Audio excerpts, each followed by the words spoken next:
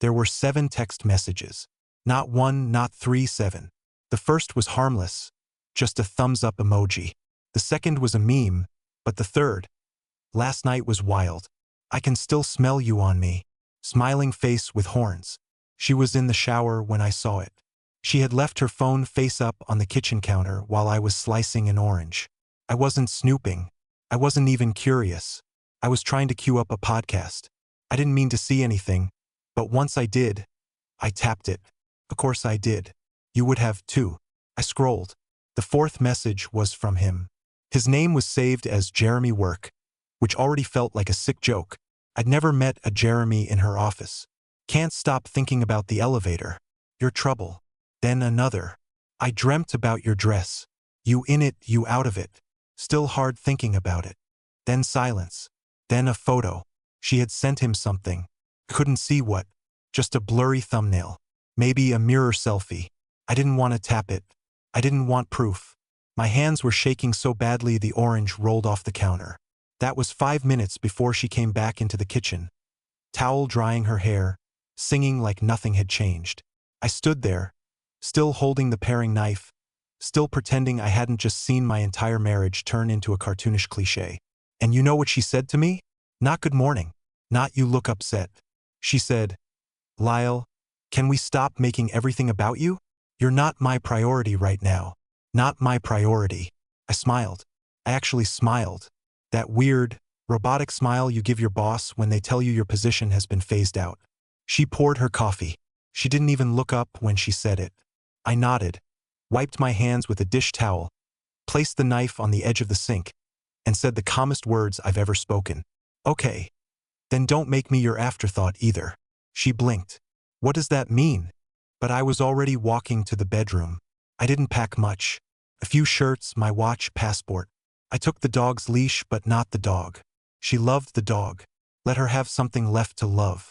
By the time she figured out what was happening, I was already driving. No music, no GPS, just road and rage. What she didn't know yet was that I had already transferred everything. Money, accounts, even the house deed. I wasn't planning revenge. I was planning an erasure. And the truth, that was just the beginning. I was 2 towns away when my phone buzzed for the first time. I didn't check it. Couldn't. I knew it was her. Tessa, probably still barefoot in the kitchen, blinking at the front door like it had personally betrayed her. I could almost hear her voice in my head, still trying to spin it, still trying to make herself the victim. But I kept driving. I didn't have a plan. I just knew I needed distance, not space. Distance. Emotional, physical, legal, if possible. The roads were still wet from last night's rain and the radio was broken. So all I had were my thoughts and her voice in them. Lyle, you're just sensitive. Lyle, I never said we were exclusive when we first started dating. Remember? Lyle, you make everything heavier than it is. I kept hearing those lines on repeat, like little poison seeds she'd planted over the years. Gaslight grenades.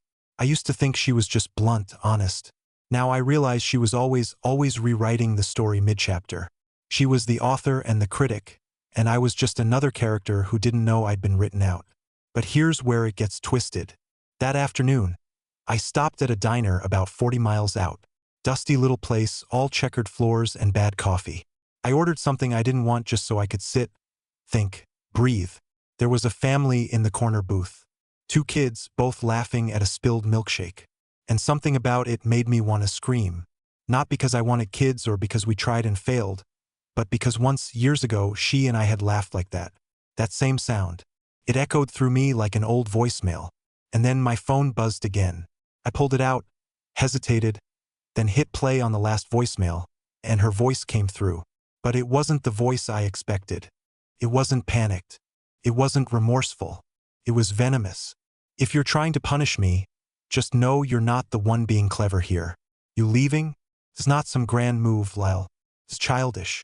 I've already had real men in my life. Men who know what they want. You were always so soft. I sat there, the coffee going cold in my hand. Soft. It didn't even sting. Not like it should have. I think that was the most jarring part, the numbness. I realized in that moment that I wasn't angry. I wasn't heartbroken. I was detached, finally. And when I clicked the next voicemail, everything shifted because the second message wasn't for me. It was for someone named Jeremy, but she'd accidentally sent it to my number. He finally left. I'm actually relieved. I thought he'd cry or beg or something pathetic, but nope, he just walked out, kind of cold. Anyway, I'm heading to your place tonight. Let's celebrate, babe. That was the exact moment something in me clicked. Not broken, not cracked. Clicked. Something mechanical, cold, purposeful.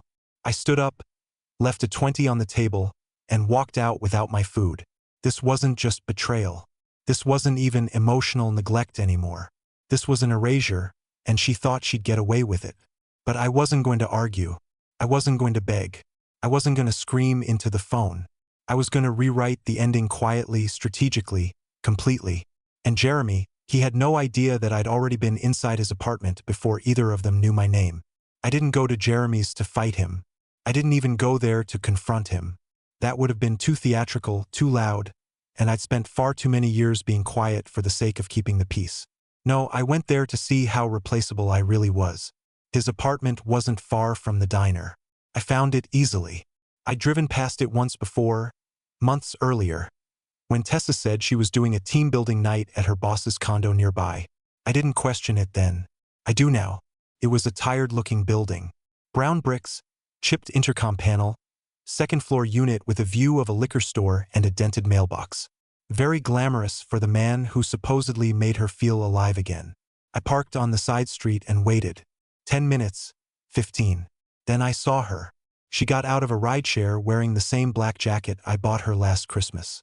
The one she said made her feel mature. Funny, she wore it to cheat on me. She walked up to the door like she'd done it 100 times. No hesitation, no knock. She pulled out a key and let herself in. I waited a few more minutes before getting out of the car. I didn't have a plan. I wasn't thinking like a husband or even like a man.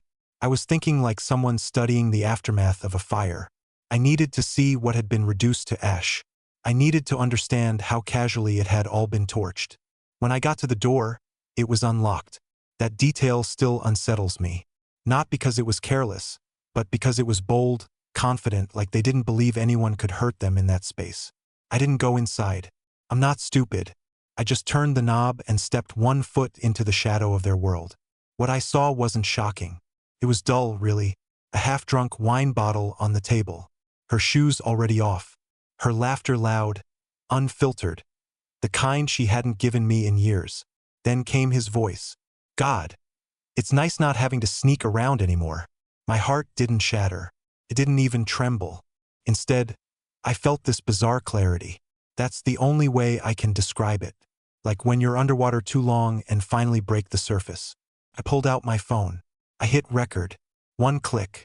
No drama. Then I stepped back, quietly closed the door, and left. Back in my car, I sent the audio to my personal email.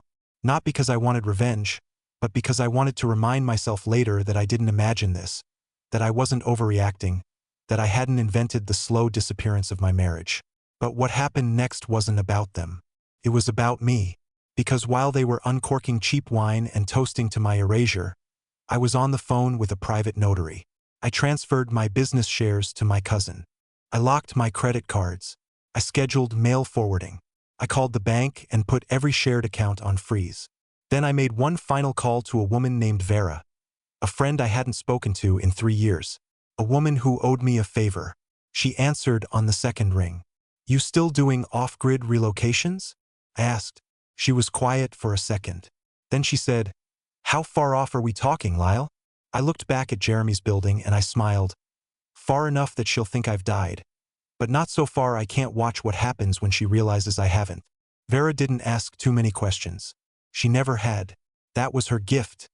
Silence with purpose. She ran a consultancy most people never heard of, helping clients disappear legally but permanently. Tech guys escaping lawsuits, survivors of abusive homes, the occasional eccentric millionaire who wanted to live off the land. And now me. She gave me 72 hours. That's how long I had before my paper trail started dissolving. We began with the phones. She walked me through a series of steps that seemed harmless on the surface. Deleting apps, resetting accounts, calling my provider, and requesting a dormant switch tied to a shell company. Within an hour, Tessa wouldn't be able to reach me. Not by text, not by call, not even by location sharing. Then came the real work. Closing leases, bank accounts, memberships. Every place that had my name was either purged or rewritten. I was still legally alive, but to anyone looking, I was offline in every way that mattered. The plan wasn't revenge. It was disruption. You see, people like Tessa, they thrive on certainty. They want to know you're suffering. They want to see the breakdown, the spiral, the rage. But when you take that away, when you vanish with no explanation, that's when the unraveling begins. Day 1, she didn't call. Day 2, I saw a missed call from a blocked number. Likely her. I didn't answer. Day 3, Vera texted me. She's pinged your email recovery. Might escalate soon. I smiled without meaning to. Tessa had always been the type to keep things graceful on the surface, but underneath, chaos when control slipped. And now, the man she so easily replaced had just slipped through her fingers. I was staying in a cabin 2 states over, nestled deep in the hills, hidden behind a Forest Service access road. It wasn't glamorous. It wasn't warm, but it was quiet. And in that silence, I started peeling off the parts of me that were hers. Her favorite shirts I used to wear, gone. Her books I pretended to enjoy, tossed in a bin. I even erased our Spotify history, song by song, playlist by playlist. I didn't want her voice echoing in my head anymore, even in the form of music.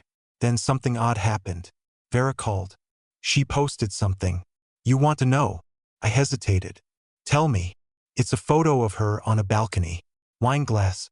Caption says, finally free. Some people were just meant to be lessons, not lifelines. My stomach turned. Not from pain but pity. That caption, that wasn't power. That was panic dressed up in poetry. She thought I'd see it. She thought I'd be watching from the shadows, crying over my laptop. But the truth was, I didn't feel sadness. I felt momentum. She was cracking already because I refused to be her plot twist. I wasn't coming back. I wasn't texting at 2 a.m. I wasn't haunting her inbox with "can we talk" messages. I was gone. And that kind of absence, it's louder than any goodbye. By the end of that week, Jeremy had blocked her.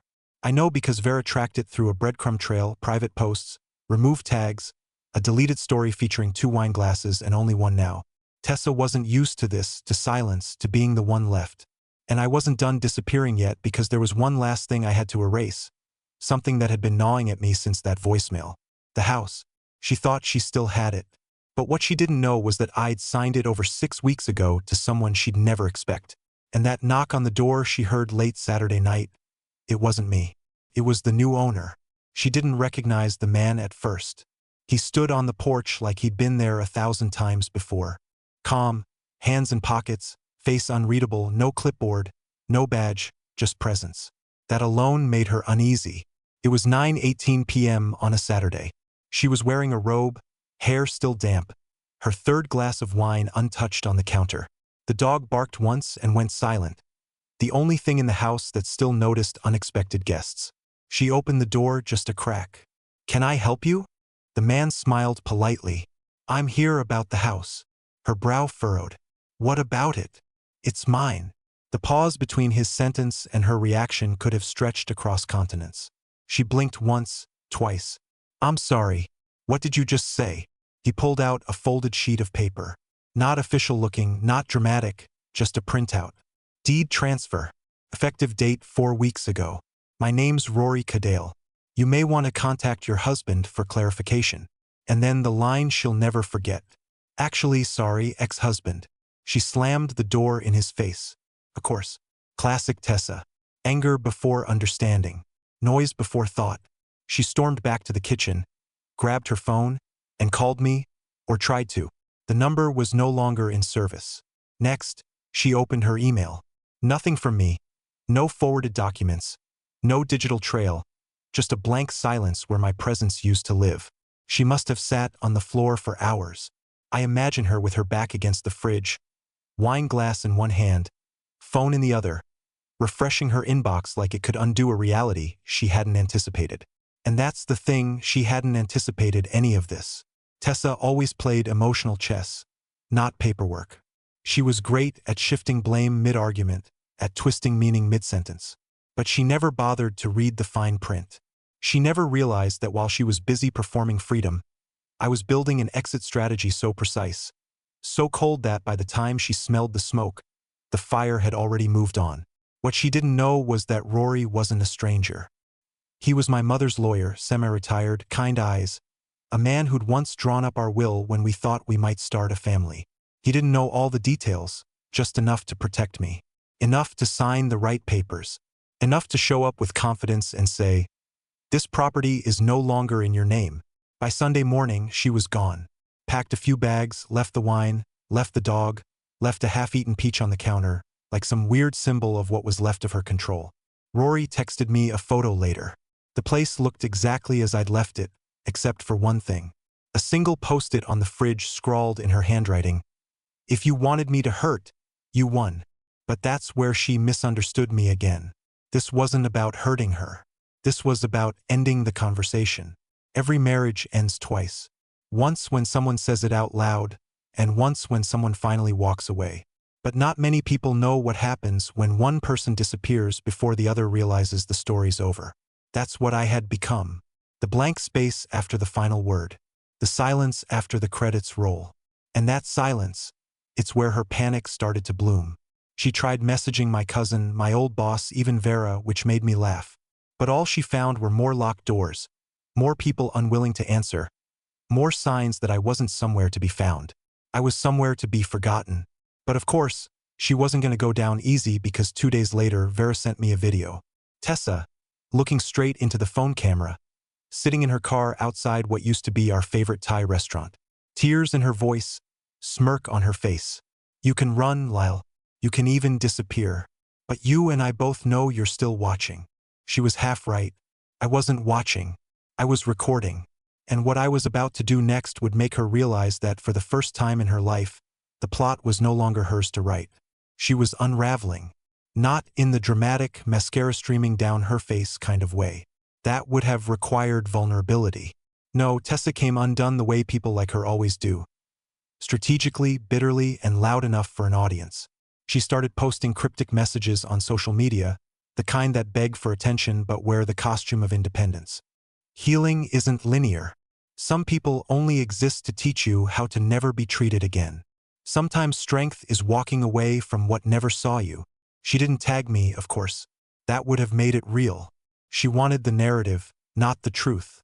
She wanted control of the version of us that people saw. And when she realized she couldn't reach me directly, she reached out sideways. She messaged Rory, the man who now legally owned our home, pretending to be worried about me. Said I'd gone missing, that she was concerned for my mental health, that if something bad happened, she'd never forgive herself. The same woman who told her affair partner, "I thought he'd cry or beg or something pathetic." Rory didn't respond, so she tried Vera. Vera screenshotted the entire message chain and sent it to me with a single caption. "She's turning the sympathy faucet on full blast." Then she tried something riskier. She reached out to my older brother, Grant. They were never close. Tessa always said he was too intense, too straight-edged. She called him a control freak once at Christmas after he asked her not to drink so much in front of the kids. But she called him anyway. "And for reasons I still don't understand," he answered. The call lasted 11 minutes. I know because Grant left me a voicemail afterward, not to support her, but to ask me why I never told him the whole story, why I let her twist it, why I hadn't said a word. "Lyle," he said, "you didn't just leave her. You disappeared. You didn't even tell me. That's not strength, man. That's isolation." That voicemail hit harder than I expected. I didn't respond. Not to him. Not to anyone. Instead, I opened a file I hadn't touched in weeks. A copy of our shared cloud storage. Years of photos, videos, receipts, vacation plans, old scanned letters, digital clutter we never cleaned up. And somewhere in that mess was the crack in her story. It started with a blurry video from 2 summers ago. A birthday party at her coworker's place. Jeremy was there. I recognized him now. His smirk, the watch, the crooked stance. He was standing too close to her. His hand on her back for too long. Everyone thought they were just being playful, but there was a familiarity in his movements, a comfort. I froze the frame, enhanced it. There was something on her wrist. A bracelet. Not just any bracelet. The one she told me she lost 3 years ago during a spa weekend with friends. A piece I bought her for our anniversary. I remember her crying when she said she'd misplaced it. Said it made her feel like she'd lost part of me. But in that video, she was wearing it. And Jeremy noticed. He touched it gently, whispered something. She smiled. That's when I knew. This didn't start recently. This wasn't a heat-of-the-moment thing. It had been years of pretending, of slipping out of our life and into his. I felt nothing, no rage, no heartbreak, just clarity. That cold, precise clarity that comes when the puzzle clicks into place. And suddenly, all her games, the voicemails, the cryptic captions, the messages to my family, they weren't attacks, they were desperation. Because deep down, Tessa knew something I hadn't admitted out loud. She didn't lose me when she slept with Jeremy. She lost me when I realized she was never planning to stop. And now she wasn't trying to win me back. She was trying to make sure I didn't expose her. But it was too late because I just discovered something in the storage files that even she forgot she saved. A PDF, a signed letter from her HR department. An internal complaint filed 6 months ago, not against Jeremy, but against another man, a man she called dangerously persistent. A man she claimed was harassing her at work. And that man wasn't real. He didn't exist. The letter was a lie, a cover, an insurance policy in case Jeremy ever turned on her. And now I had it. The first real piece of evidence that proved she wasn't just a liar. She was a manipulator. And she'd left the matchbook in her own gasoline-soaked trail. The document sat on my screen like it was waiting for my permission to destroy her. But I didn't send it anywhere. Not right away. I saved it, encrypted it, made 4 copies, one on a cloud backup, one on a flash drive hidden under the floorboard in the cabin, one emailed to Vera, and one sent to a private inbox only accessible through a VPN. Not because I was planning anything illegal, but because I knew how slippery she was, how quickly she could twist a narrative into a lifeline, how she could cry and accuse and redirect all in the same breath. This time there would be no open accusations, no angry emails, no gotcha moments. I wasn't going to confront her. I was going to let the infrastructure around her do the job for me. The first step was simple. I submitted an anonymous tip to her company's HR department. Just a link, no commentary, just that PDF, her own document, the one she created, signed, and filed months earlier. Only this time, I attached metadata. A subtle modification date that showed she had accessed the file again recently from a new device. Her lie wasn't just old, it was ongoing. The second step, I left a voicemail for Jeremy. I didn't speak. I just played back the audio she accidentally sent me weeks ago. The one where she laughed and called him a filler. The man she used to distract herself from the life she didn't want to fix. Then I hung up. No threats, no names, just silence. Within 48 hours, the fallout began. Tessa's LinkedIn profile quietly went offline. Her professional Instagram stopped posting.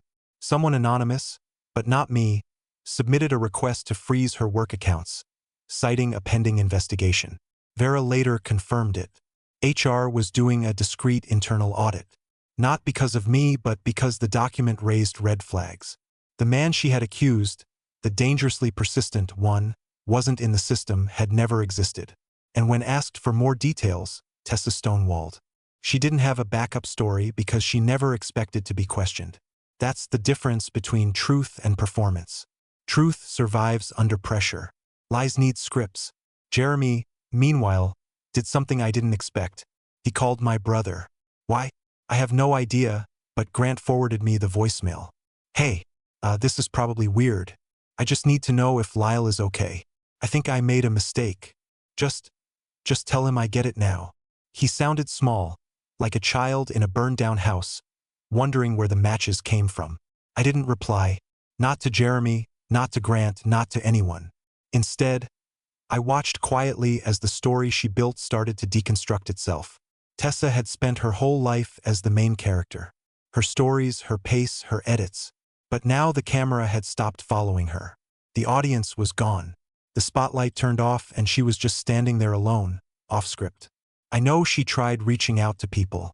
Vera said she contacted her once more. This time not with anger but confusion. She said she didn't understand what was happening. That she didn't even know who to blame. That part made me pause because that's how you know someone's not innocent.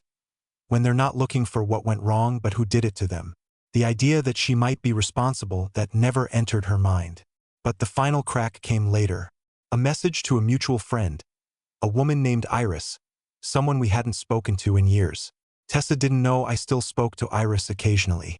She didn't know Iris had her own history with manipulation and saw right through people like her. The message said, "If you hear from Lyle, tell him I'm sorry, but also tell him he's not a saint. He broke me too. He disappeared like a coward instead of facing what we both caused." Iris sent it to me with a note that simply read, "She still doesn't get it, but she's starting to feel it." That night, I stood on the porch of the cabin and watched a lightning storm roll in across the valley.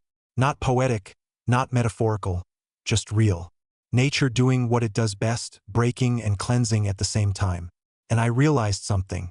I didn't want revenge anymore. I didn't want recognition or closure or apologies. What I wanted was to never have to hear her voice again. But fate had one more move left because the next morning, I opened my email and found a message from an address I didn't recognize.